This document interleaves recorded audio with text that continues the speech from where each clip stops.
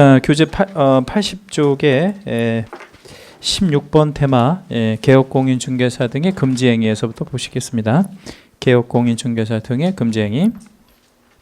요것도 우리 제목에다가 별표를 2개 해주시고요. 요것도 그 한 문제는 당연히 나오고 두 문제가 나오는 경우도 자주 있고 그렇습니다. 그래서 상당히 중요한 그런 주제 중에 하나죠. 일단 제목을 좀 다시 한번 읽어드리면 개업공인중개사 등 이렇게 이제 표현했죠. 그럼 거기 등자의 의미는 누구랑 누구를 포함하는 그런 개념이죠. 예, 소공하고 보조원까지를 다 포함해서 개업공인중개사 등이라고 표현을 합니다. 등의 금지행위 이렇게 되어 있으니까 해서는 안 되는 행위다 이렇게 이제 생각하시면 되겠죠. 그럼 질문 한번 드려볼게요. 여러분이나 저는 이 금지행위 7가지를 해도 되겠어요? 아니면 우리도 하면 안 되겠어요? 네? 자, 우리 내용은 아직 모르겠지만 제목만 가지고 생각해 보죠. 제목을 다시 한번 읽어드릴게요. 개업공인중개사 등의 금지행위 이렇게 표현했잖아요. 예, 그러면 누가 해서는 안 되는 행위라고요? 개공과 소공과 보조원이 해서는 안 되는 행위잖아요. 그러면 여러분이나 저처럼 일반인들은 이런 행위를 해도 되는 거죠. 그죠? 예, 이거는 말 그대로 누구에게만 적용되는 행위예요. 개업공인중개사 등에게만 적용이 되는 그런 행위들인데요. 이런 행위들이 이제 내용이 7개가 있는데요. 그 내용 7개를 한번 보시기 전에 문제가 어떻게 나오는지 먼저 좀 설명을 드려볼게요. 그 내용 하나를 가지고 물어요. 내용 하나를 가지고 물어보고 그 내용 다 아셔야 된다는 얘기고, 두 번째는 어떤 거를 물어보냐면 이 금지행위는 모두 형벌이 있거든요. 그 형벌에 대해서 물어보는, 이번 26회 시험에서도 여기에서 무려 2문제가 출제가 되었는데 하나는 내용, 하나는 형벌을 물었습니다. 자, 그러니까 키포인트 박스 안에 1에서 4호까지를 왼쪽으로 한번 먼저 묶어봐 주세요. 1에서 4호까지 왼쪽으로 묶어가지고 그거가 형벌이 있는데요. 그 형벌이 몇 년 몇 천의 형벌이 있냐면 1년 1천의 형벌이 있어요.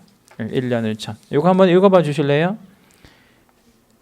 1년 이하의 징역이나 1,000만 원 이하의 벌금형. 그죠? 예, 1에서 4까지 묶어 주셔야 돼요. 1에서 4까지. 그럼 이제 몇 호가 남았죠? 우리가 5, 6, 7 남았죠? 그래서 5, 6, 7 묶어 가지고요. 예, 5, 6, 7 묶어서 왼쪽에다가 3년 2천을 적어 주시는데 이 3년 2천이 더 중요해요. 형벌은요. 그래서 이것도 나중에 암기하셔야 될 거예요. 상당히 중요하거든요. 그래서 3년 2천에 해당이 되는 거는 3개. 그럼 정리하면 금지행위는 모두 7개가 있는데 그 7가지 모두 하나라도 위반하면 모두 뭐가 부과될 수 있다 이거죠. 형벌이 부과될 수 있는 일종의 범죄 행위들이다 라고 생각하시면 됩니다. 그러면 도대체 뭘 하지 못하도록 막는 건지 한번 읽어보도록 할게요. 1호 법 제3조 규정에 의한 중개 대상물에 무슨 업을 하지 말으래요. 매매업. 거기 매매업에다가 채색 하나만 해주세요. 매매업. 오늘 문제에 보니까 매매업 할 수 있냐 이렇게 물어본 문제 나왔대요. 그러니까 매매업은 할 수 없는 거죠. 매매업 하면 안 돼요. 매매업은 왜 하지 말래? 금지행위니까. 그렇죠? 금지행위. 이 취지는 잠시 후에 다시 설명을 드릴게요. 왜 못하게 하는지. 2호 법 구조 규정에 의한 중개사무소 개설 등록을 하지 아니하고, 그러니까 등록 없이 이런 얘기죠. 중개업을 영위하는 자인 사실을 알면서 라고 표현했는데, 그러니까 무등록 개공임을 뭐 했답니까? 알았대요. 거기 알면서에다 여러분 채색 하나 해주세요. 알면서 채색. 그를 통하여 중개를 의뢰받거나 그에게 자기의 명의를 이용하게 하는 행위. 그러니까 쉽게 말하면 무등록 개공하고 협력하는 행위를 말해요. 그런데 무등록 개공하고 협력을 모르면서 하는 게 아니고 뭐 하면서 협력하는 행위? 알면서 하면 이제 그게 이제 금지행위가 되는 거죠. 어떤 사정을 몰랐다를 우리가 선의라고 얘기하고, 모르면 어떤 사정을 알았으면 그걸 뭐라고 얘기하냐면 악의라고 이렇게 얘기를 합니다. 알면서도 그랬다 이거죠. 3호에다가는 별표를 2개만 좀 해주세요. 금지행위 뭐 다 중요하지만 특히 3호 중요하고요. 3호에 뭐라고 되어 있냐면 살해증여 그 밖에 어떠한 명목으로도 법 32조 제3항 규정에 의한 중개보수 또는 실비를 여기서부터 채색을 합니다. 초과하여 금품을 받는 행위, 초과하여 금품을 받는 행위. 이거 어순을 좀 바꾸면 금품 초과수수 뭐 이렇게 얘기를 하는데, 우리 이제 첫 시간에 배웠던 그 보수 있잖아요. 그 보수는 한도 안에서만 받아야 돼요. 한도를 넘는 수수는 금지행위로 보고 처벌의 대상이 된다는 얘기입니다. 그리고 그 받은 거는 무효가 되니까, 사법상 효력은 무효니까 어떻게 해야 된다고 그랬죠? 돌려줘야 돼. 반환의 문제가 생기고요. 처벌은 당연히 받고. 4호 당해 중개대상물의 거래상 중요사항에 관하여 거짓된 언행 그 밖의 방법으로 의뢰인의 판단을 그르치게 하는 행위. 거기다 채색합니다. 판단을 그르치게 하는 행위. 판단을 그르치게 하는 행위는 여러 가지가 있을 거예요. 예를 들자면 사지 말아야 할 물건을 사게 만드는 것도 판단을 그르치게 하는 거고요. 팔지 말아야 할 물건을 팔게 하는 것도 뭐예요? 판단을 그르치게 하는 거고요. 또는 싼 물건을 어떻게 하는 게 판단을 그르치게 하는 거야. 싼 물건을 비싸게 사게 만드는 거, 또는 아주 비싸고 좋은 물건을 뭐하게 파는 거, 싸게 팔게 만드는, 이런 것도 다 판단을 그르치게 하는 거죠. 그래서 아무튼 그 판단을 정상적으로 하지 못하도록 개공이 만들었다 그러면 다 금지행위가 되는데, 통상 어떻게 해서 그렇게 할 수 있느냐, 앞에 이제 원인이 나와 있잖아요. 거짓된 언행, 즉 손님한테 뭐 하는 행위가 금지행위라는 거죠. 거짓 언행, 그러니까 거짓말 같은 거 하는 것들을 금지행위라고 그렇게 얘기한답니다. 5호 관계법령에서 양도, 알선 등이 금지된 부동산의 분양, 임대 등과 관련 있는 증서, 거기 증서에다가 채색 하나 해주시고요. 그것 등을 매매, 교환 등을 중개하거나 혹은 무슨 업 하는 거, 매매업 하는 거, 거기도 한번 채색해 주세요. 매매업에다가 채색. 자, 그럼 질문 드릴게요. 1번 매매업과 5번 매매업은 좀 다른 거죠? 그렇죠? 왜 다르냐면 1번 매매업은 적발되면 몇 년 몇 천이죠? 1년 1천. 근데 5번 매매업은요? 3년 2천. 뭔가 다르잖아요. 그래서 뭐가 다를까 한번 찾아보세요. 뭐가 다른지. 그러니까 이제 봐요. 1번의 매매업은 1년 1천이고 5번 매매업은 3년 2천이잖아요. 뭔가 다르니까 그거를 구분해 놨겠죠. 뭐가 달라요? 그 물건이 다르지. 물건이. 왜 물건이 다르냐면 1번은 무슨 물건을 매매업하는 거고, 중개대상물. 5번은요? 증서. 그죠? 5번에는 증서를 중개하는 거는 중개하거나 매매업하면 3년 2천이죠. 그러면 질문 드릴게요. 증서는 중개대상물이다, 중개대상물 아니다? 증서. 중개대상물 아닌 거죠. 그렇죠? 왜? 1번에다가 중개대상물이라고 써놨으니까 5번의 증서는 중개대상물이 아니어야 하겠죠. 그죠? 그렇게 이해하시면 되겠고요. 6호에도 별표 2개만 해주세요. 6호에도 3호하고 6호가 제일 중요하고, 시험에는 대개 3호 아니면 6호가 나옵니다. 자, 6호에 뭐라고 그러냐면 의뢰인과 무슨 거래하거나 직접 거래하거나 쌍방을 대리하는 행위. 직접 거래 채색, 쌍방 대리 채색. 직접 거래 채색, 쌍방 대리 채색. 직접 거래, 쌍방 대리. 해주시면 되고요. 요거에 대한 설명은 잠시 후에 다시 드릴 겁니다. 자, 7번째 탈세 등. 탈세라고 하는 건 뭐냐? 세금을 빼먹는 거죠. 세금 안 내는 거. 탈세 등 관계법령을 위반할 목적으로 소유권 보존 등기. 보존 등기는 뭐냐면 처음에 하는 거, 최초로 하는 거를 보존 등기, 또는 이전 등기. 그걸 이제 팔 때 이제 이전 팔거나 뭐 이제 이렇게 뭐 증여나 뭐 할 때 이제 넘기는 게 이전 등기고, 등기를 하지 아니한 부동산이나 관계법령의 규정에 의하여 전매 등 권리의 변동이 제한된 부동산의 매매를 중개하는 등. 여기까지는 전부 예를 들어주는 겁니다. 예, 이렇게 하는 등이라고 했으니까 기타 등등. 이제 결론은 마지막에 나왔죠. 뭐 하는 행위? 투기를 조장하는 행위. 거기다 채색합니다. 투기 조장 행위. 이렇게 채색해 주시면 되겠고요. 자, 지금 이제 우리 채색하신 것만 다시 한번 간단히 한번 읽어봐 드릴게요. 금쟁이가 대충은 머릿속에 들어와 있으셔야 돼요.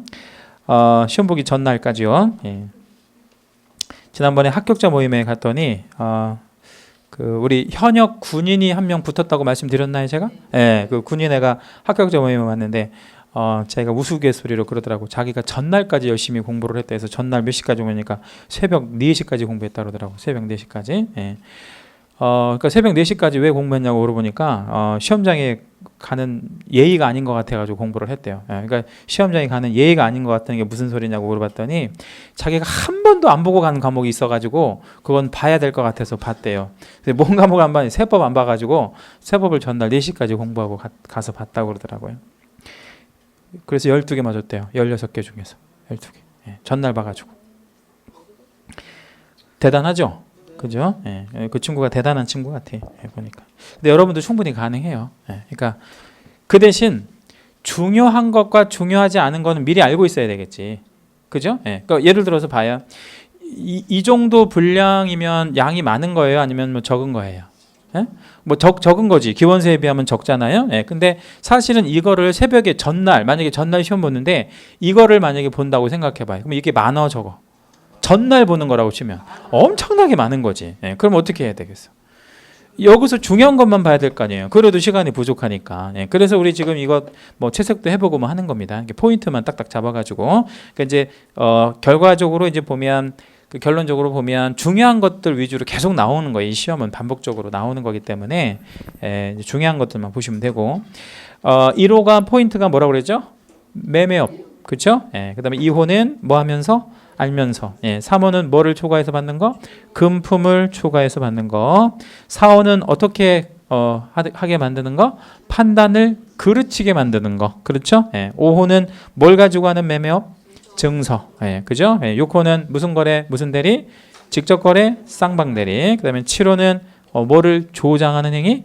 투기를 조장하는 행위. 이렇게 이제 7가지를 금지 행위라고 합니다. 자, 이 금지 행위 7개를요, 제가 칠판에다가 좀 하나씩 좀 적어가면서 설명을 드려볼게요. 그래서 필요하신 부분만 적어주셔도 되고요, 아니면 전체를 다 좀 적어주셔도 되고 그렇습니다.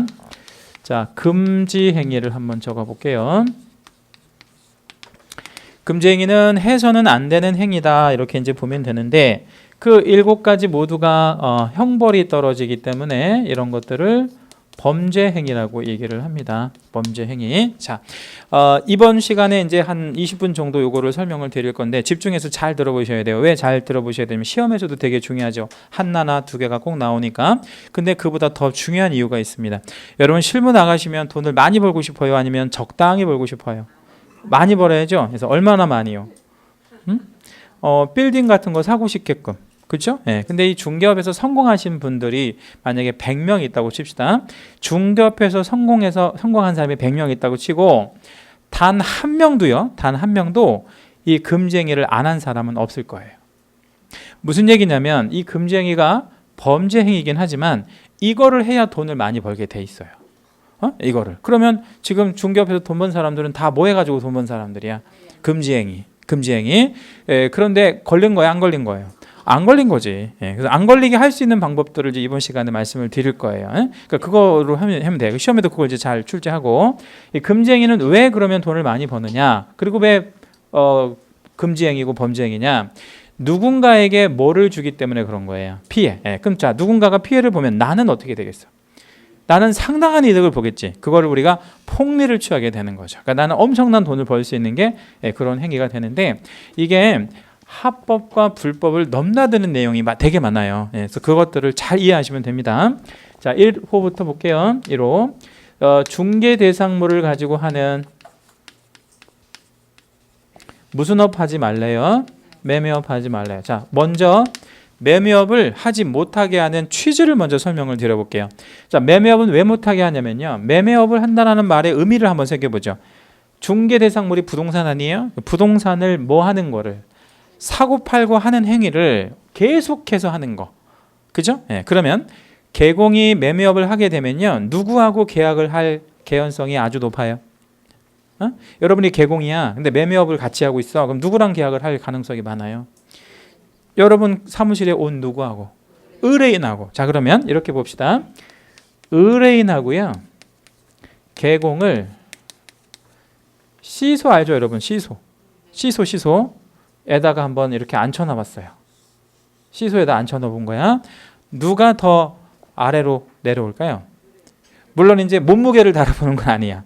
몸무게를 달아보는 건 아니고 뭐를 달아볼 거냐. 몸무게를 달아보면 어느 쪽으로 들어갈지 모르지, 그지? 근데 이걸 한번 기준으로 한번 따져보는 거예요. 정보, 부동산에 관한 정보, 부동산에 관한 지식, 그죠? 부동산에 관한 경험, 이런 것들. 예.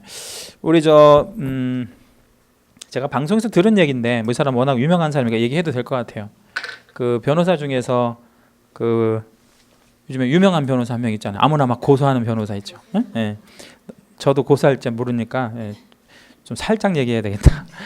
그냥 그냥만이 실제로 얘기한 얘기 방송에서 한 얘기인데 판교의 땅을 샀대요. 자기가 판교. 근데 판교의 땅을 샀는데 그 다다음 주에 판교의 개발 계획이 발표가 된 거예요. 자기가 땅을 샀는데 다다음 주에 판교 개발 계획이 발표가 된 거야. 운이 좋은 거예요? 아니면 어떻게 된 거예요? 그때 신분은 뭐 변호사 신분이 아니라 국회의원 신분이었을 것 같아. 제가 판단을 해보니까. 왜냐면 그 시점이 판교 개발 계획 발표된 게 꽤 오래전이거든요. 그리고 지금 제가 얘기하는 사람이 그 전에는 국회의원이었었잖아.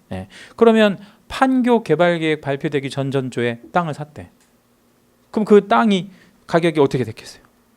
엄청나게 올랐지. 1억 정도 좀 넘게 주고 산 게 몇십억 개 되겠죠. 그런 건 왜 그렇게 산 걸까요? 그 사람 운이 좋아서? 천만에. 그 사람 운이 좋아서 그런 것 같지는 않아. 그러면요. 정보가 있었겠지 뭐. 정보 당연한 거 아니에요? 정보. 우리 지지난주에 무슨 개발 계획이 발표됐냐면 서울하고 세종시하고 고속도로 논다는 개발 계획이 발표됐죠. 2달 전부터 안산에 땅이 움직였어요. 안산에. 제자 중에서 몇 명이 안산에 땅 좀 사라고 그러더라고. 그래서 저는 안산에는 안 사. 저는 이제 평택에 산다고 얘기를 했거든. 그래서 평택에 사실은 좀 사놨는데 안산에는 안 산 거야. 근데 안산은 지금 만약에 사놨으면 3배는 올랐더라고. 제가 그때 살려고 했던 금액에. 그러니까 2달 전부터 벌써 돌았다는 얘기, 그런 정보가. 그러면 그런 것들을 누가 더 먼저 알겠어요? 누가 먼저 알아? 얘가 먼저 알지. 그죠? 이 사람이 안산에 땅을 갖고 있는 사람이야. 예를 들어서. 근데 손님으로 온 거야. 그럼 개공은 온갖 감언이설을 그 감언이설을 동원해 가지고 뭐 하라고 하겠어? 팔라고 했겠지. 샀을 거란 말이에요. 그리고 몇 달 있다가 고속도로 개발 계획이 발표가 딱 되는 거지. 당연히. 그죠? 그러면 이게 어떻게 되는 거야? 그러면 누가 피해를 엄청나게 보는 거야? 의뢰인. 그리고 누구는 폭리를 취하고 개공은. 이런 행위를 계속적이고 반복적으로 하면 돼, 안 돼? 안 되죠. 그걸 매매업이라 그래. 그러니까 왜 못하게 하는지 취지는 알겠죠? 자 그러면 이게 불법이에요? 그러면 합법적으로 하는 방법이 있어. 어떻게 하면 되겠어요? 이 개공이 매매업하면 안 되잖아요. 근데 이걸 합법적으로 할 수 있는 방법이 있다니까. 대부분의 개공들이 돈 버는 개공들은 다 이걸 통해서 돈을 번다고. 어떻게 하면 돼? 다른 개공한테 매매업하라고 그래? 그러면 아니 아주 간단한 방법이 있는데. 그렇죠. 나는 중개업하고 배우자한테 뭐 하라고 하면 돼? 매매업하라고 하면 되지. 이해되셨어요? 자, 나는 개공인데 뭐 하고? 중개업하고 배우자한테 매매업하라고 하면 되지 뭐. 그러면 되잖아. 그런 정보를 통해서 다 사들이면 되니까. 혹은 팔거나. 그렇게 할 수 있다고. 그것까지 어떻게 막아? 배우자 매매업 시킨다는 거 어떻게 막을 거냐고. 그렇죠? 그렇게 하면 돼요. 제가 지금 무슨 얘기 하는지 모르겠어. 아무튼 그렇게 하면 된다고. 자, 두 번째. 그러니까 등록 없이 중개업을 하고 있는 사람을 무등록 중개업 영위자라고 얘기를 해요. 이 무등록 중개업 영위자임을 뭐 하면서? 알면서 협력하는 행위. 이거를 금지행위라고 합니다. 자, 여기서 포인트는 알면서라고 그랬죠. 알면서. 이게 이제 무슨 얘기냐면 무등록으로 중개업을 영위하는 사람들이 실무에 좀 있을 것 같아요? 없을 것 같아요? 많아요. 아주 많습니다. 근데 이 무등록으로 중개업을 영위하는 사람들이요, 좋은 물건을 가지고 있을까요? 아니면 안 좋은 물건을 가지고 있을 것 같아요? 물건은 굉장히 좋은 물건을 갖고 있어요. 예를 하나만 들어볼게요. 이 건물 있잖아요. 이 건물을 건물 주인이 예를 들어서 판대. 그렇죠? 그러면 합법적인 개공한테 내놓을까요? 아니면 자기 집안에 할 일 없이 돌아다니는 집안 동생한테 내놓을까요? 응?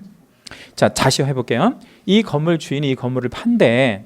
이거를 합법적인 개공한테 내놓을까요? 아니면 자기 집안에 할 일 없이 돌아다니는 뭐 집안 사람한테 내놓을까? 그냥 그 사람은 아무것도 아닌데 할 일 없이 돌아다니는 사람이야.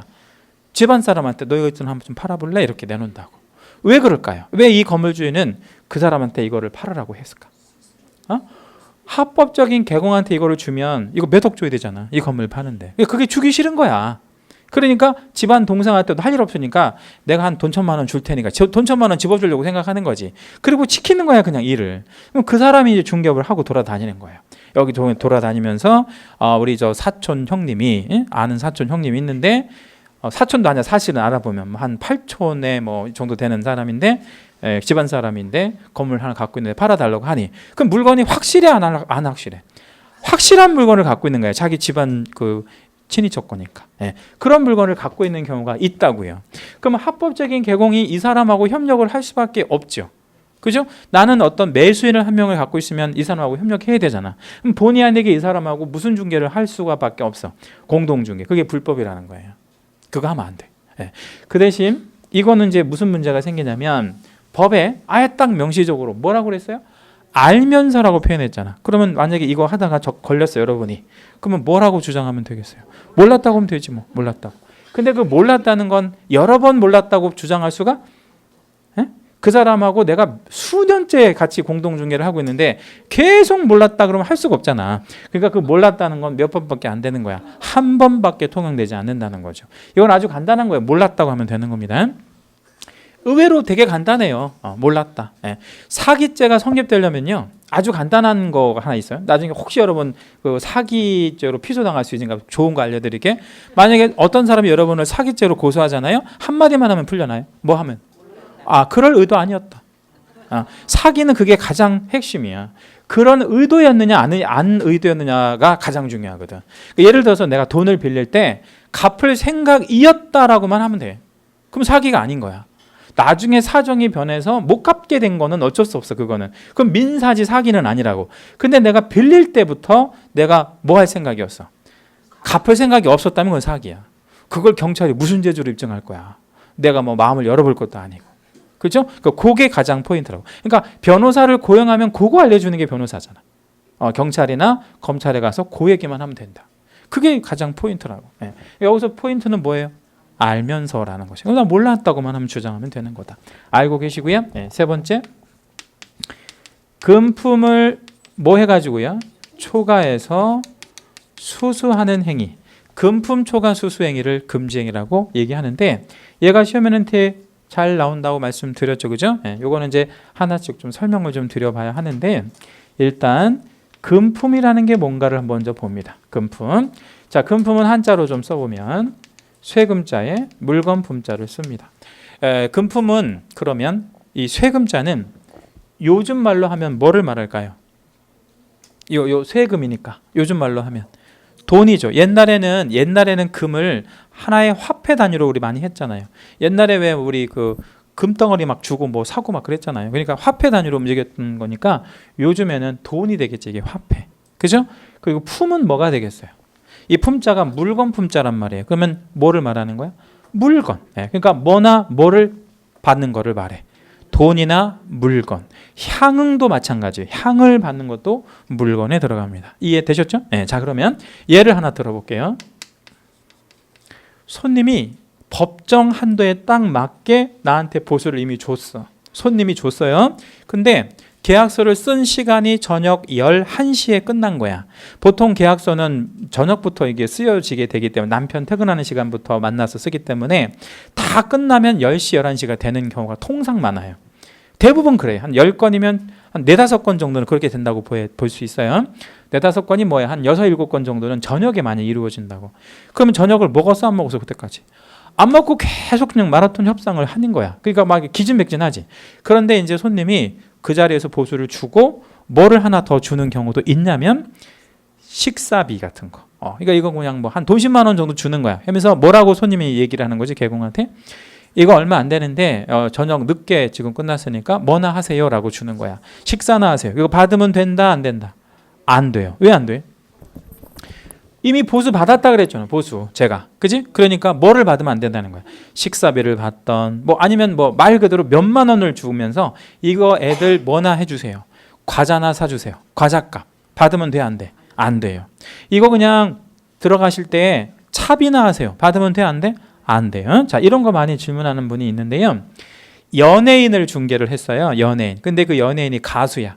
예, 그래서 사인이 된 사인 CD를 받는 거 어때요? 받으면 돼 안 돼? 이미 보수는 받았어. 사인 CD를 받으면 된다 안 된다? 안 돼요. 저 왜 안 돼요? CD를 받아서 안 된다는 거야. 사인을 받아서 안 되는 게 아니고. 뭐를 받으면 안 돼요? CD 받으면 안 돼. CD 경제적 가치가 있잖아. 그러면 내가 그 연예인한테 꼭 사인을 받고 싶어. 그럼 방법이 있어. 어떻게 하면 돼? 응? 종이에다 받는 방법도 있고 또 내가 CD를 사갖고 와서 거기다가 사인해달라고 하는 방법은 있어요. 응? 네. 신고하면 다 걸려요. 근데 그 신고를 할 때에는 좀 생각을 하고 신고하셔야 돼. 어떤 생각을 해야 되냐면 그거 신고하면 무조건 1년 이하의 징역이나 1,000만 원의 벌금형을 받을 수 있으니까 그렇게 되면 그 사람 뭐가 이제 취소가 되냐면 등록 취소. 그럼 3년 동안 업무를 못 하잖아. 그러니까 그걸 잘 생각하시고 신고하시는 게 좋아.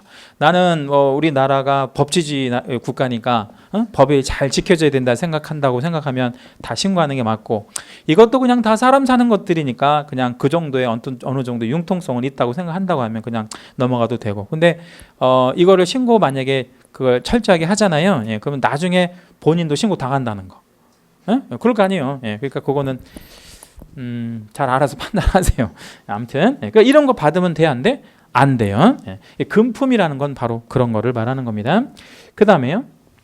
초과한다는 거는 뭐를 넘는다는 뜻이에요. 한도를. 예. 그리고 제가 적어볼게요. 법정 한도를 넘는 거를 초과라고 그래요.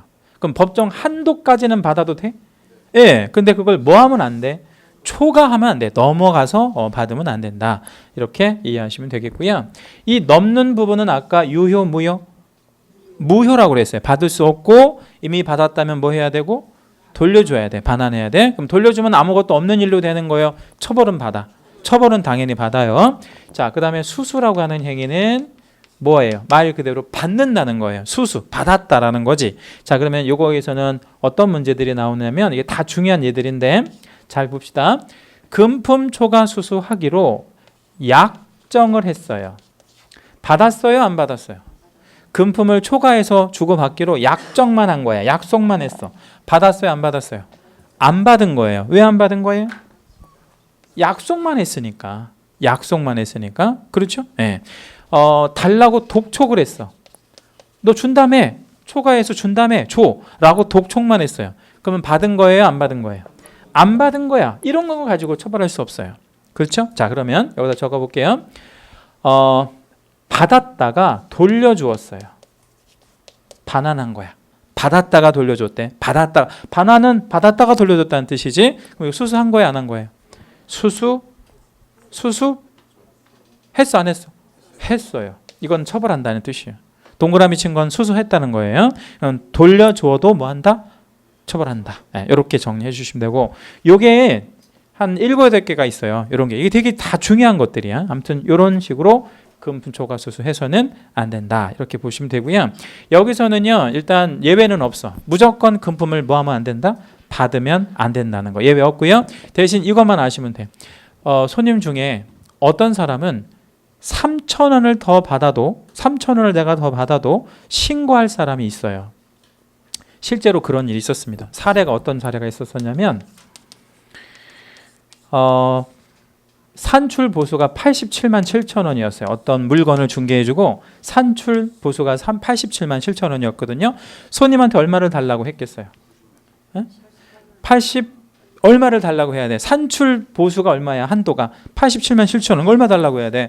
87만 7천 원을 달라고 했죠. 왜냐면 더 받으면 안 되니까. 그랬더니 손님이 7,000원을 갖고 다니질 않잖아. 그래서 얼마를 나한테 줬어? 88만 원을 준 거예요. 이렇게. 그러니까 얼마를 더 받은 거지? 3,000원을 실제로 더 받은 거야. 근데 개공이 어떻게 해야 돼? 3,000원 돌려줘야지. 근데 잔손이 없던 거야. 잔돈이. 그래서 안 줬어. 이 손님이 꿍하고 있던 거야. 뭐 얼마 안 줬다고? 3,000원. 그래갖고 신고를 해버린 거야. 근데 어디에다가 신고를 했을까? 이걸 구청에다가 신고를 했을까요? 아니면 경찰서에다가 신고를 했을까요? 이거는 범죄행위라 그랬잖아요. 에? 경찰서에다 신고를 해버린 거야. 왜냐면 구청에다 신고하면 그래도 합의라도 한번 해볼 수 있거든. 아직 그 검찰이나 이거 넘어가기 전에. 그죠? 그 뭐 내가 3,000원 주고 미안합니다. 뭐 일하다 보니까 깜빡 잊어버려서 어쩔 수 없네요. 뭐 이렇게 할 수도 있잖아. 근데 이 그냥 신고 자체를 어디다 해버렸냐면 경찰서에다 해버린 거예요. 그래서 경찰서에서 오래 갔더니 당신 3,000원 더 받았다며. 왜 안 줬어? 잊어버렸다. 잊어버리는 게 말이 돼? 당신 더 받은 거 맞지? 그럼 맞잖아요. 3,000원 더 받은 거 맞잖아. 그리고 영수증도 88만 원으로 끊어준 거야, 이 사람이. 딱 걸리려고 작정을 한 거지. 왜냐면 실제 자기가 받은 돈이 얼마니까? 88만 원. 그래서 제가 나중에 이 사람한테 물었어요. 왜 영수증은 88만 원으로 끊어졌냐고 라고 했더니 3,000원 정도 더 받아도 문제가 없을 거라고 생각이 됐대, 자기가. 17회 합격생인데. 그래가지고 이제 경찰서에서 오라고 그래가지고 이제 갔어요. 가서 이제 조서를 꾸미고 했는데 이게 경찰에서 어디까지 넘어갔냐면 검찰까지 넘어갔어요. 왜 검찰로 넘어갔냐면 죄가 있으니까. 죄가 있잖아요. 그 검찰로 넘어가서 판사가 이제 그 판결을 뭐라고 내렸냐면 벌금형에 선고유예를 했어요. 여기서 이제 변호사를 한 명을 사가지고 이제 대배를 했죠. 변호사 그 500만 원 주고 이렇게 해가지고 3,000원 때문에 그래서 선고유예 떨어진 거예요. 만약에 변호사 안 샀잖아요. 벌금 100만 원 정도 떨어져요. 변호사 안 사면. 근데 변호사 사서 그래도 뭐라도 된 거예요. 선고유예 이렇게 된 거예요. 그럼 선고유예라고 하면 선고를 받았다는 거야, 안 받았다는 거야? 안 받은 거예요. 선고를 유예받은 거야. 이렇게. 그러면 죄가 없다는 거예요? 죄는 있다는 거예요? 죄는 있어. 그 대신 경미하니까 선고유예가 떨어지고요. 결과적으로 이건 때문에 선고유예 받은 것 때문에 업무정지 6개월 먹었어요. 그러니까 변호사 비용 500만 원에 업무정지 6개월 받는 거죠. 과천에서 있었던 실화입니다. 여기 3,000원 더 받아가지고, 그러니까 3,000원 가지고 신고한다니까 사람들. 근데요, 이런 사람한테는 그러니까 3,000원 아니라 얼마를 더 받아도 안 돼. 300원을 더 받아도 신고할 사람들이야, 이런 사람들은. 그러니까 절대 받으면 안 돼요. 근데 사람 봐가지고 300만 원, 3,000만 원을 더 줘도 신고 안 할 사람들이 있어요. 그런 사람들한테는 받아도 괜찮은 거야. 그런 사람들이 어떤 사람들이냐? 어떻게 알 수 있냐? 보면 알죠. 그러니까 이제 경험을 하다 보면 이제 이 사람들이 신고할 사람이다, 안 할 사람이다라는 걸 알게 되죠. 그리고 이제 보통 다운 계약서, 업 계약서 쓰는 사람들은 대부분 신고가 못 하겠지. 그죠? 다운 계약서, 업 계약서 쓰는 사람은 신고 못 하잖아. 왜 못 해요? 자기도 걸리니까. 그런 뭔가 있을 때 이제 받는 거야. 이거는 잘 알아서 받아야 돼. 이거는 원칙적으로 예외가 없이 무조건 걸리게 돼 있다는 거. 자, 네 번째가 뭐냐면 이제 그 우리 중개 대상물에 대한 중요 사항에 대한 거짓 언행 등을 통해서 또는 그 밖의 방법을 통해서 판단을 그르치게 하는 행위가 금지행위죠. 여기서는 판단을 그르치게 하는 행위가 중요한 포인트인데요. 이 판단을 그르치게 하는 행위가 계기가 뭐냐면 거짓말을 하면 안 된다는 거야. 손님한테. 그죠? 그리고 그 밖의 방법이라고 하는 거는 이거를 작위라고 얘기를 하고요. 얘를 부작위라고 얘기를 합니다. 자, 그러면 작위는 뭐냐면 손님한테 적극적으로 뭐를 하는 거. 거짓 언행을 하는 거. 그러니까 막 속이는 거야. 작정하고 손님을 속이는 거, 그걸 거짓 언행이고 작위에 의한 금지행위라 그래요. 부작위는 뭐냐면 손님이 뭘 잘못 알고 왔는데 그걸 개공이 뭐 한 거야? 그냥 말 안 해주는 거야. 가만히 있는 거. 그걸 뭐라 그래? 부작위에 의한 금지행위라 그래요. 그럼 어떻게 해야 돼? 말해줘야지. 사실대로. 거짓하지 말고 그렇게 하는 것이 맞아요. 자, 그러면 중요 사항만 그런 거고요. 중요하지 않은 건 거짓말 해도 됩니까? 응? 앞에 제가 중요사항이라고 앞에다 써놨잖아. 그러면 중요한 거는 거짓말하면 안 되는데 중요하지 않은 건 거짓말해도 됩니까? 예, 뭐 늘 해야 돼, 늘. 예, 그거는 해도 되는 게 아니고 늘 해야지. 예를 들어 볼게요. 이 물건 사면 앞으로 가격 올라갈 겁니다. 이런 말은 중요하지 않아. 왜냐면 그거는 개공이 맞출 수도 없어. 이 부동산 사면 앞으로 가격이 올라갈 거다라고 하는 거는 그건 내가 책임질 문제가 아닌 거잖아. 그 예를 들어서 만약 실제로 떨어졌어 가격이. 그러면 누구 탓하면 돼요? 나라 탓하면 되는 거야. 나라가 정치 잘못해서 떨어지는 거라고 생각하면 돼. 경기가 안 좋은 거 어떻게 해요? 내가 책임질 수 없잖아. 그러니까 내가 책임질 수 없는 거는 법에서도 물어보지 않아. 그러면 여기서 뭐를 중요한 사항이라고 얘기를 하냐면요. 예를 하나 들어볼게요. 이 물건이 지금 현재 경매 중에 있어. 경매 중에 있대요. 근데 그걸 속인 거야. 말해주지 않은 거야. 그럼 중요한 거야, 안 중요한 거야? 중요해. 근데 그걸 안 말해주면 어떻게 돼? 소유권 뺏기게 되잖아요. 그런 거 반드시 얘기해줘야 돼. 소송 계류 사실. 5억 원짜리를 10억 원이라고 속이는 거 중요해, 안 중요해? 중요하지. 그런 거 명백하잖아. 그런 거 하면 안 된다는 거야. 이해되셨죠? 네. 자, 여기까지가 몇 년 몇 천이라고 그랬죠 아까? 1년 1천입니다. 그 다음에 이제 5호 들어가 볼게요. 5호는 증서 있죠? 증서를 가지고 중개하는 것도 안 되고요. 매매업 하는 것도 안 됩니다. 자, 여기서 포인트는 증서예요. 증서. 매매업은 또 당연히 알고 계셔야 되지만 1번 매매업과 5번 매매업은 전혀 다른데 5번은 증서를 가지고 하는 매매업이잖아요. 예, 그럼 이 증서는 예를 좀 하나 들어서 어떤 것들이 증서에 들어가냐면 이런 겁니다. 청약, 통장 이런 거. 이거를 법률 용어로는 입주자 저축 증서 뭐 이렇게 얘기하죠. 입주자 저축 증서. 여러분 길거리 다닐 때 전봇대 보고 다니시나요? 보고 다니셔야 돼. 부딪히면 큰일 나잖아요. 그러니까 전봇대 꼭 보고 다니세요. 예. 근데 전봇대를 보고 다니면 여러 가지 정보들이 있잖아요. 그죠? 근데 전봇대에 뭐 많이 붙어 있죠? 예? 금매 뭐 이런 것도 많이 붙어 있고 또 수익률 20% 뭐 사면 뭐 20% 이런 것도 있고 또 많이 안 돌아다니셔가지고 전봇대를 꼭 보고 다니셔야 돼. 예, 전봇대 안 보고 다니면 이게 부딪히는 않으니까 꼭 보고 다니세요. 근데 이런 것도 있어요. 통장 삽니다. 통장 팝니다. 이런 거 있다고. 그죠? 전봇대 있잖아. 그런 거. 없어요? 우리 동네에는 많은데 그런 거? 예. 아무튼 있어 그런 게. 예. 그게 이제 왜 통장을 사고 팔고 하냐면 통장을 사고 팔고 해가지고 뭐 하려고 해요? 위치 좋은 곳에 뭐 받으려고 하는 거야? 분양. 근데 그 분양을 받을 때 그 통장을 산 사람 명의로 분양을 받는 게 아니에요. 그럼 누구 명의로 분양을 받는 거야? 그 통장 명의자 이름으로. 그래가지고 분양을 받아서 분양권 상태에서 명의를 가져오는 거야. 그러니까 통장 자체가 거래되는 건 불법이라고. 그럼 봐요. 전봇대에 통장 삽니다, 통장 팝니다 라고 써있는 거 행위 자체가 불법이야. 그러니까 뭐하고 똑같은 거냐면 우리 공중 화장실에 가보면 공중 화장실에 제가 여자 화장실을 안 가봤는데 남자 화장실에는 분명히 뭐가 있냐면 신장 팝니다. 뭐 신장 삽니다. 이거 써 있어요. 남자 화장실에는 있거든. 여자 화장실에도 있어요? 없어요? 있죠. 여자 화장실에도 있을 거야. 왜냐면 신장은 남자만 아픈 게 아니니까. 예, 그 있을 거라고. 근데 그게 불법이야 아니면 적법이야? 장기 매매하는 거. 당연히 불법이지. 그런 거 똑같은 거야 이게. 통장 사고 팔고 하는 거 자체가 당연히 불법이라고. 근데 이거를 뭐 하는 것도 불법이고요. 중개하는 것도 불법이고 뭐 하는 것도 불법이야.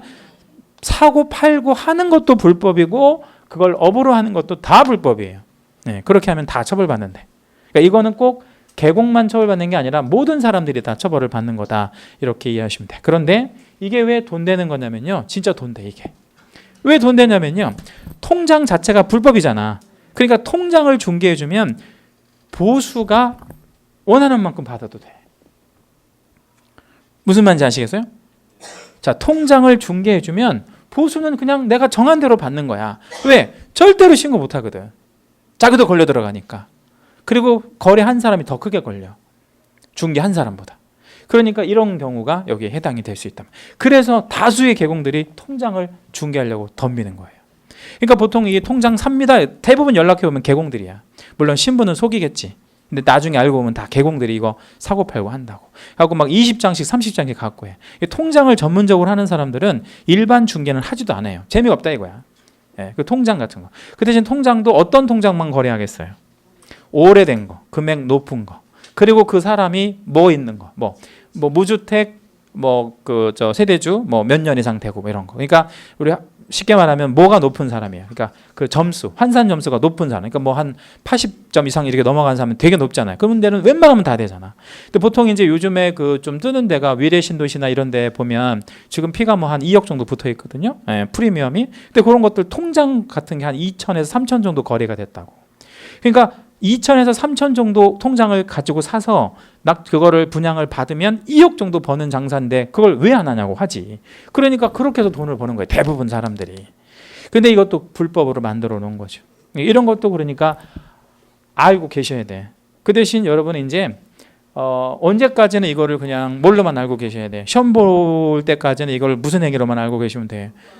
금지행위, 불법이고. 근데 이제 실무에 나가셔서는 잘 한번 생각해 보시는 것도 제가 볼 때 나쁘진 않고요. 이런 거 거래하다가 걸리면 구속을 시켜야 되는데 참 재밌게 이런 거는 구속 안 시켜요. 대부분 다 뭐야? 다 벌금형으로 이렇게 해요. 벌금 내면 되지 뭐 이런 거. 자, 그다음에 6번째가 무슨 거래? 직접 거래. 그다음에 쌍방대리 이렇게 했는데 이 직접 거래 쌍방대리가 금지 행위에서는 가장 하이라이트예요. 가장 돈 되는 것들입니다. 특히 직접 거래. 자, 직접 거래가 어떤 건지 한번 보여드릴게요. 직접 거래는 의뢰인과 개공이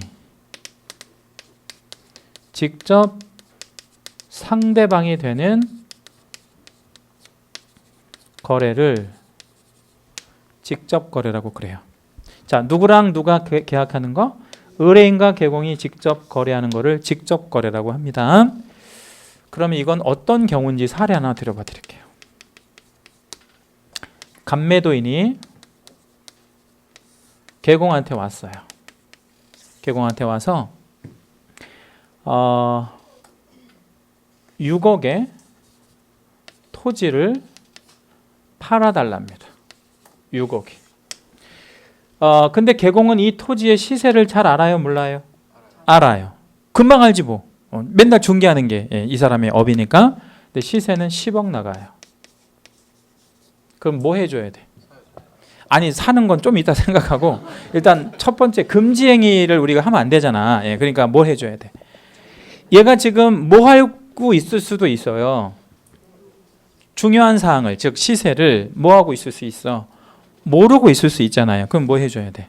알려줘야지. 그래서 안 알려주는 것도 금쟁이라 그랬잖아요. 알려줘야 돼? 그래서 알려줬어. 뭐라고 알려줬어요? 에? 이거 손님 시세 10억 나가는 토지입니다. 지난주에도 이거랑 똑같은 토지 10억에 거래되었습니다. 라고 뭐 해줘야 돼? 알려줘야지. 알려줬더니 손님이 뭐라고 하냐면 자기도 알고 있대. 알고 있는데 이거를 시세 대비 40% 정도 싸게 팔고 싶대요. 그럼 이런 경우는 10중 8구는 이 사람 아들내미가 사고 친 거야.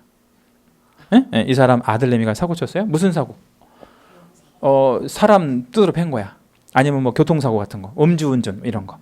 그래가지고 이번 주 안에 합의금이 들어가야 돼. 합의금 얼마? 6억 들어가야 돼. 그럼 6억 들어가면 아들은 풀려나는 거고 형사 합의가 되니까 못 내면 어떻게 돼? 이제 검찰로 넘어가서 구속되는 상황이에요. 그러면 이 사람 입장에서 보면 아들 구속시키는 것보다는 뭐 하는 게 나아? 그냥 토지 그냥 싸게 파는 게 낫지. 그래서 내놓는 경우가 대부분이에요. 또는 이 사람이 뭐 어떤 불법적인 행위를 하고 외국으로 좀 이민을 갈 생각이야. 근데 이 토지 때문에 지금 못 가고 있는 거야. 그러니까 이번 주 안에 정리하려고 하는 거야. 그러니까 대부분 이 사람이 뭔가 급박한 상황이 있는 거예요. 에? 급박한 상황이. 이런 것들을 급금매라고 그래. 그러면 급금매는 시세 대비 한 30에서 40%. 더 급한 건 시세 대비 50% 정도 할인돼서 물건이 나와요. 이 물건은 가장 빨리 누구한테 먼저 잡힐까요? 개공한테. 개공한테 잡히겠지. 이 개공한테 이런 물건이 어느 개공이나 대한민국 어느 개공이나 1년에 한 건 이상은 반드시 들어오게 돼 있어요. 금매가. 급금매도 한 건은 들어오고 금매는 반드시 들어온다고. 그러면 개공이 알려주었는데도 얘가 뭐 한대? 판대. 그럼 어떻게 해야지? 사야지. 이거를 만약에 개공이 뭐 하면요? 매수를 해버리면 이제 뭐가 되는 거예요? 여기에 딱 걸리네. 의뢰인과 개공이 직접 상대방이 되는 거래가 되는 겁니다. 이걸 무슨 거래라고 얘기한다고? 직접 거래. 못하게 하는 겁니다. 이거. 자, 그러면 이걸 누구를 처벌해야 돼요? 여기서? 네? 둘 다 처벌해? 아니면 계곡만 처벌해? 계곡만. 몇 년 몇 천? 3년 2천. 얘만 3년 2천으로 처벌합니다.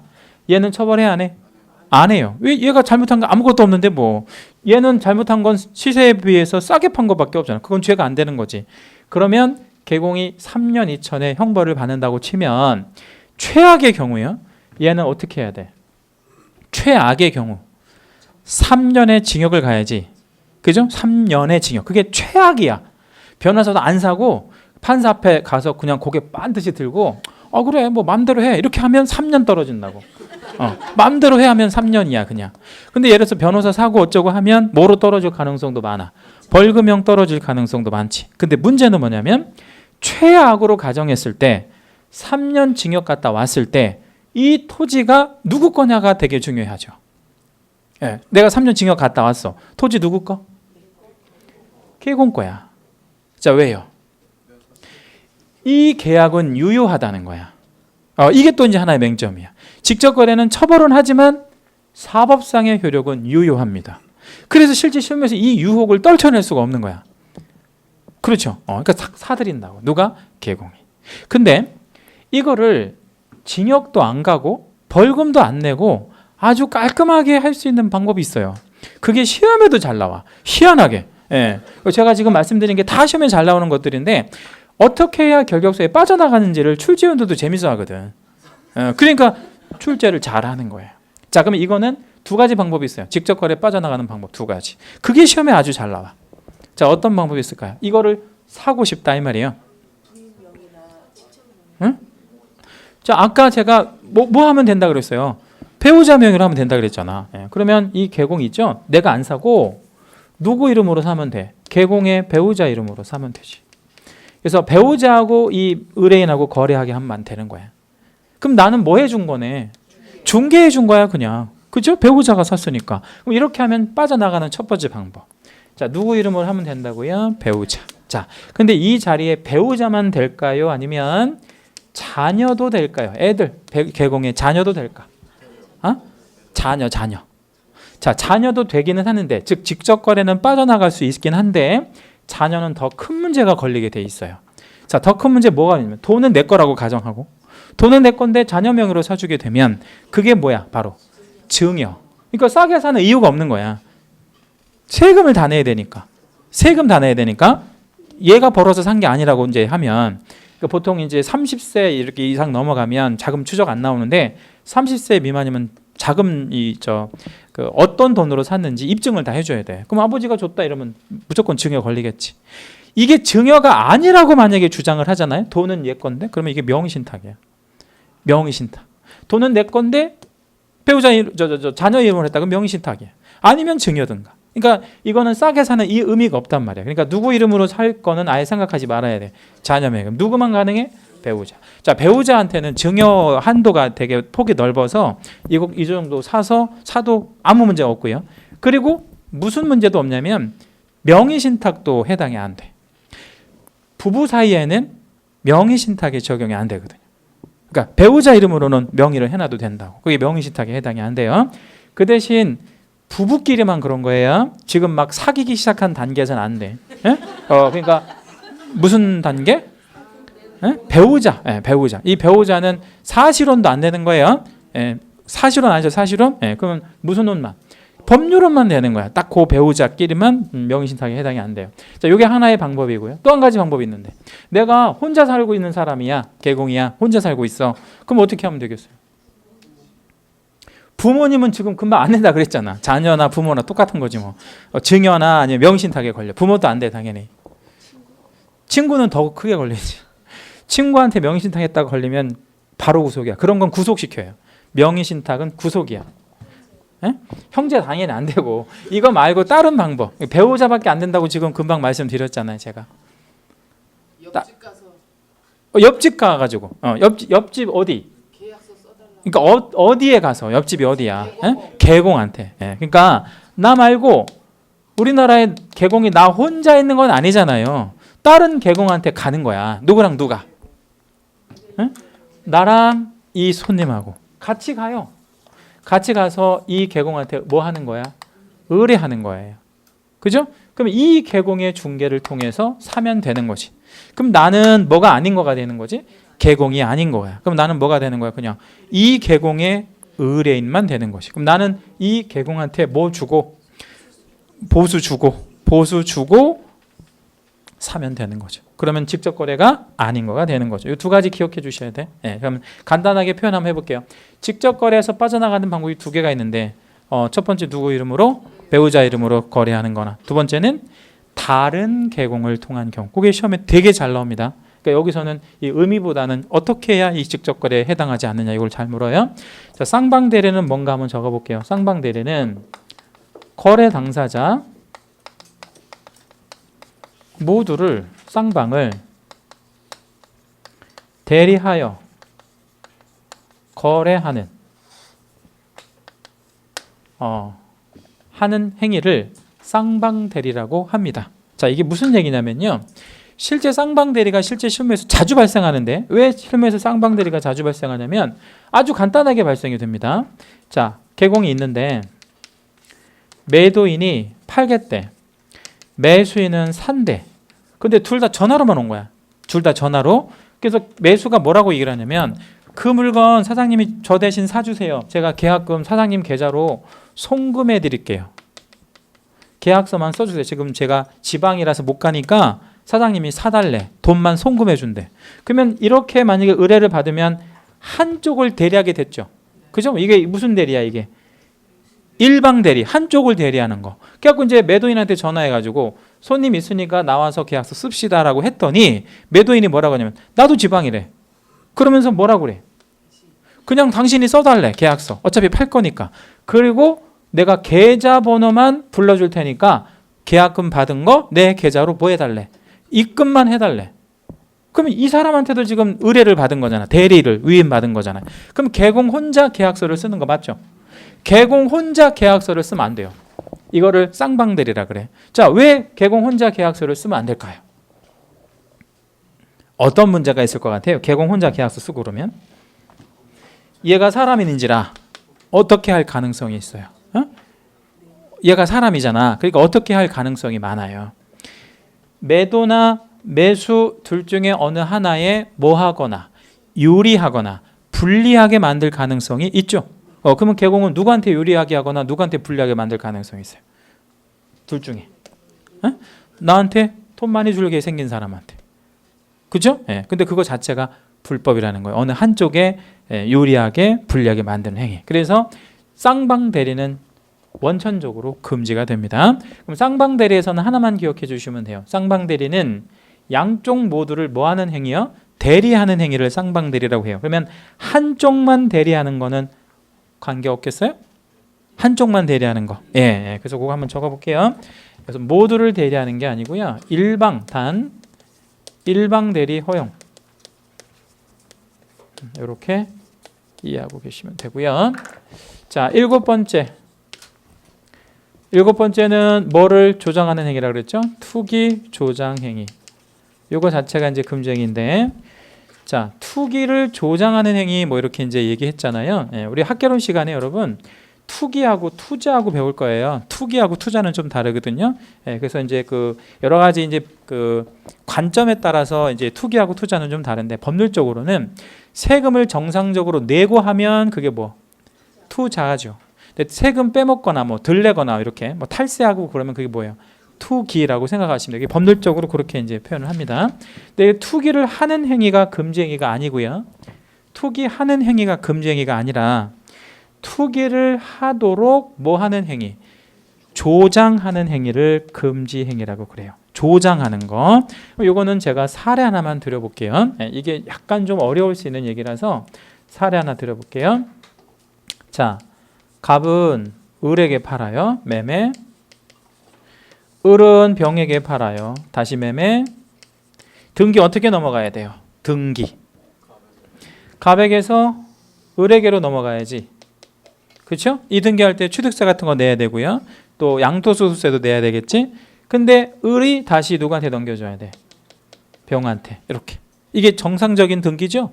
근데 이 매매가 초단기로 이루어진 거야. 한 달 사이에. 한 달 사이에 이루어졌대. 이 모든 매매가. 예, 그러면 셋이 만나서 야 합의를 해요. 우리 이거 뭐 하려고 이렇게 쓸데없는 등기를 많이 하냐? 돈도 많이 들어가게. 그냥 우리 이렇게 하자. 어디에서 어디로 넘기자. 갑에서 병으로 넘기자. 그리고 여기에서 절약되는 돈은 세 명이 똑같이 논아갖자. 이렇게 합의를 해요. 그래서 등기를 이렇게 이제 쳐버리는 거야. 그러면 무슨 등기가 지금 생략되었죠? 예, 이 중간에 있는 등기들이 다 생략돼 버리죠. 이거를 중간 생략 등기 혹은 미등기 전매 이렇게 얘기해요. 중간 생략 등기 혹은 미등기 전매. 근데 중요한 건 우리 절차법에서 지금 병에게로 소유권이 넘어와 있죠. 최종 소유자 맞죠? 얘가 최종 소유자 맞죠? 이 등기를 유효하게 인정한다는 거예요. 왜 이걸 유효하게 인정해 버리냐면요, 얘가 소유자 맞잖아. 그죠? 과정에 불법은 있지만 결과적으로 소유자한테 와 있잖아. 이 등기 유효하다고. 그죠? 네, 그럼 그냥 그대로 끝나버리면 누가 손해를 보게 돼? 이대로 그냥 유효하니까 이대로 끝난다고 하면 누가 손해를 보는 주체가 있잖아. 국가, 지자체가 손해보지. 왜? 이거 세금 못 받았잖아. 그러니까 국가하고 지자체가 가만히 둘 리 없지. 그래서 갑, 을, 병 세 사람 모두 처벌합니다. 부동산 등기 특별조치법 위반입니다. 3년 이하의 징역이나 1억 원 이하의 벌금형을 받게 돼요. 세 명 다. 세 명 다. 왜냐면 세금 빼먹었다 이거야. 그런데 갑, 을, 병이 한 행위가 금지행위예요? 금지행위 아니에요? 잘 답변해 주셔야 돼. 갑, 을, 병이 한 행위가 금지행위다? 금지행위 아니다? 금지행위 아니야. 우리가 보고 있는 이 금지행위가 아니라고. 그럼 도대체 금지행위는 뭐냐면 얘네가 스스로 만나서 이렇게 하기는 어렵고요. 중간에 누가요? 개공이 개입해서 이거를 뭐 했을 가능성이 있어요. 당연히 조장했겠지. 그죠? 개공. 이거 개공이 개입되지 않으면 이거 못 한다고. 그럼 여기서 개입된 개공은 여기에서 보수 같은 거는 많이 받을 수도 있겠네. 그렇죠? 그렇잖아요. 그럼 이런 거는 절대로 신고 못 들어간다고. 이런 거는 받아도 돼. 이런 금품은 뭔 말인지 알겠어요? 예. 이 사람들은 절대 신고 못 하잖아. 그러니까 이런 거는 받으면 돼. 근데 아까 3,000원 같은 거 이런 거는 신고 들어간다니까. 3,000원 이런 거. 그러니까 이런 것들을 받아도 돼. 그럼 여기서 정리해 볼게요. 금지행위 누가 했어요? 여기에서 이 사례에서 금지행위를 누가 했냐고? 개공이 한 거야. 금지행위는 얘가 한 겁니다. 얘가. 뭐라고 했어요? 조장하는 행위라 그랬잖아. 그럼 얘네들은 뭐 한 거고? 시키는 대로 한 게 아니고 투기한 거지 얘네들이. 자 다시요. 얘네들이 뭐 했고요? 투기했고요. 얘네들이 투기를 한 거고요. 얘네가 개공이 뭐 한 거야? 금지, 그러니까 조장이지. 그러니까 조장 행위를 바로 금지행위라 그래요. 여기서 포인트는 개공이 투기하면 금지행위구나 이게 아니고 투기를 하도록 뭐 하는 행위? 조장하는 행위를 금지행위라고 한다고. 그렇죠? 그런데 잘 보면 이 7가지를 왜 못하게 했는지 감이 와요? 이 7가지를 개공한테 왜 못하게 하는지 감이 오시냐 이 말이에요. 이 행위 어떤 거를 하더라도 다 돈이 된다고. 이 행위 어떤 거를 하더라도. 그럼 돈이 된다는 거는 개공이 폭리를 취하게 되고 개공이 폭리를 취하게 되면 누군가는 뭐를 보게 돼? 손해. 그러니까 못하게 하는 거예요. 그렇죠? 예. 그러니까 우리 실제 실무에서는 금지행위를 해야 돈 번다는 얘기가 나오는 거죠. 그래서 이 7가지가 어떻게 보면 실제 실무에 나가서 개공들이 가장 돈 많이 버는 전형적인 방법들이다. 이렇게 보면 돼요. 그럼 시험에도 되게 잘 나오는 이유가 그래서 그런 거고요. 자, 오늘 진도는 여기까지 할게요. 여기까지 하고요. 그 협회는 다음 주부터 다음 주에 이어서 하도록 그렇게 하겠습니다. 자, 여러분 고생하셨고요. 다음 주에 뵙겠습니다. 수고하셨습니다.